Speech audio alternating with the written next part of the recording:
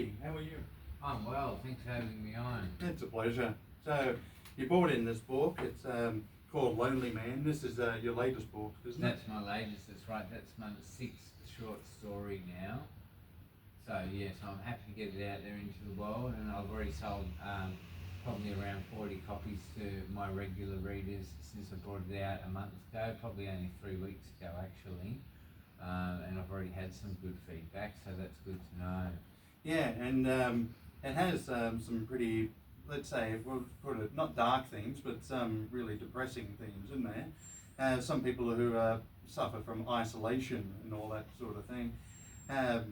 It's dedicated to those who have no companionship in life. How'd you start writing it? Well, it's interesting because a few years ago, a friend of mine showed me a song. I can't remember the name of the song, but it goes something like, "Don't talk to me about old people dying," and it's about an old woman who dies in her apartment and they don't find her for some time. And that happens. It does. You know, and people live that way. They live by themselves for years with no immediate family, no immediate friendship network, and those people go forgotten. And they need a voice as well, because that's not a nice way to live. And I've also experienced isolation at different points in my life as well.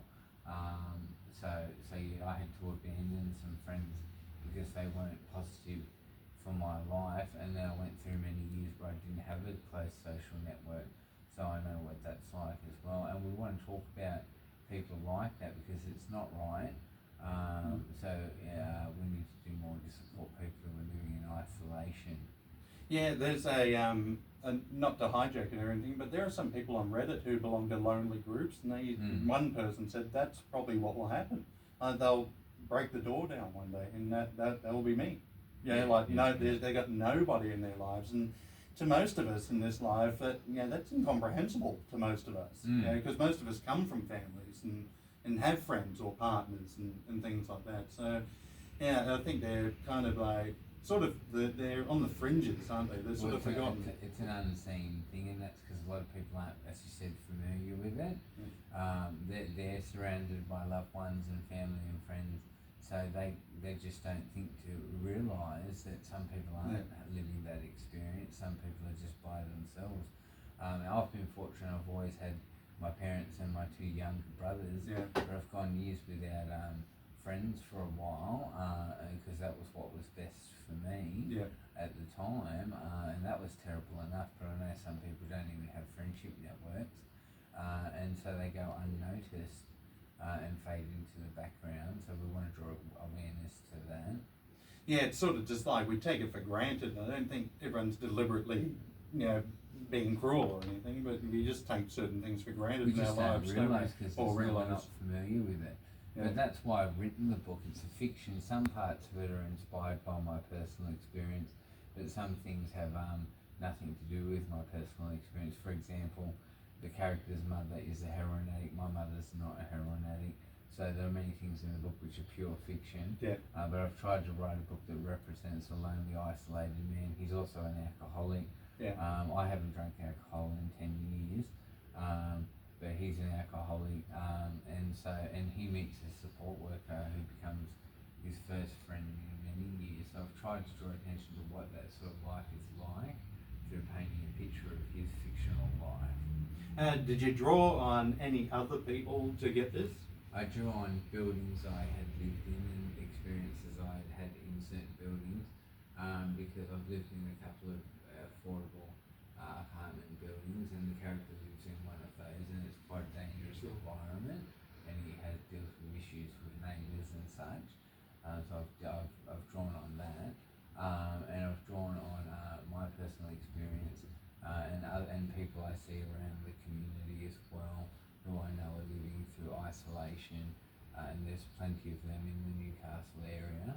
There's quite a lot of it in the Newcastle area, particularly with homeless people. They can be very isolated.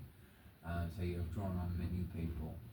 Yeah, we've got some homeless here as well. We don't see them too often, but it's becoming a bit more noticeable around. But I figured since you live in Newcastle, you probably see it a bit more often. Yeah, there's quite a bit of it, and a lot of those people are very isolated as well.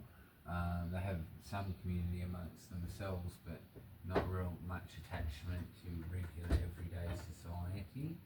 So we want to bring people into society, and hopefully they can find a place in the community. We want to welcome people who are on the fringe into society, and hopefully they can find something that works for them within the community, and that will start to rehabilitate them. Do you mean some messages there? But we were talking about him running into some problems with some ex-friends that he had.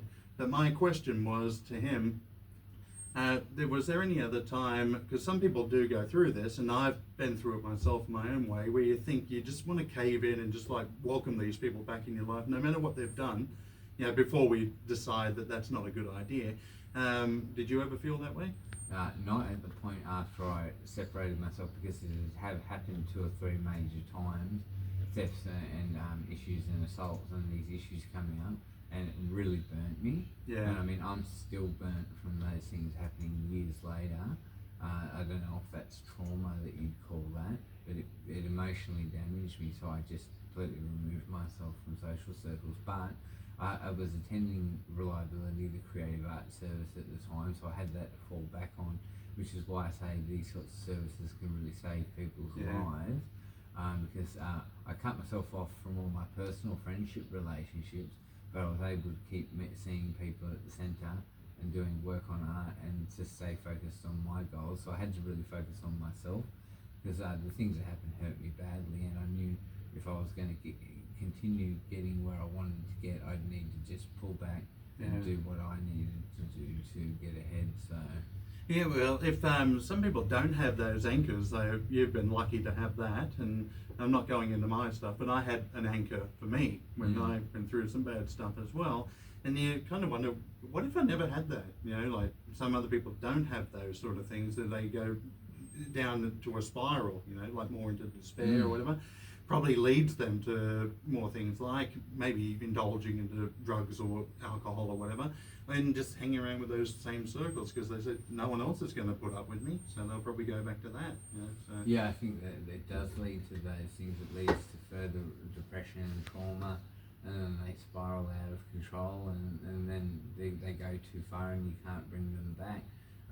So like I said before, we've just got to try and engage people and welcome them back in and help them and rehabilitate them so they can get back on track, and that will break the cycle of these sorts of things happening in our society. So I was going to ask, would you have a hint to what your next book is about? You don't have to give us the title or anything like that. I've got one story coming out, which is just a fun story about, this is a bit more of an Australian fun night story about some guys going out on a pub crawl, which is going to that's going to set the show, and that's about 6,000 words, and I'll bring that out in the next few months. But the next one is going to be the collection of poetry and short stories and thought pieces will be my next book, and that's nearly finished. So, and then we'll have pub crawl after that. All right, I was going to say, are you sure that's in Australia? That doesn't sound like one of our things. Yeah, it is. Yeah, I was going to say, how Australian can you get? Yeah, it sounds like a fun one, though. Yeah, it will be. All right, we only got a few minutes here, so I did find Paranoid with Black Sabbath. I couldn't find the other one that you wanted. So, yeah, that's all right. Great. So I'll play that, and then they'll lead us up to the news. So, great, thank you. That was very interesting. It was a bit depressing for some people, but these are stories that we have to face it. It's like, that's right. It's like not anything related to you, but people talk about how they want to downplay things like domestic violence. I said, no, don't bring it out. We have to.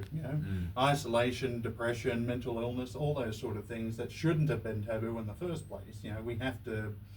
Have to deal with it. That's life. Exactly. That's just how life is sometimes. And that's what I'm trying to do.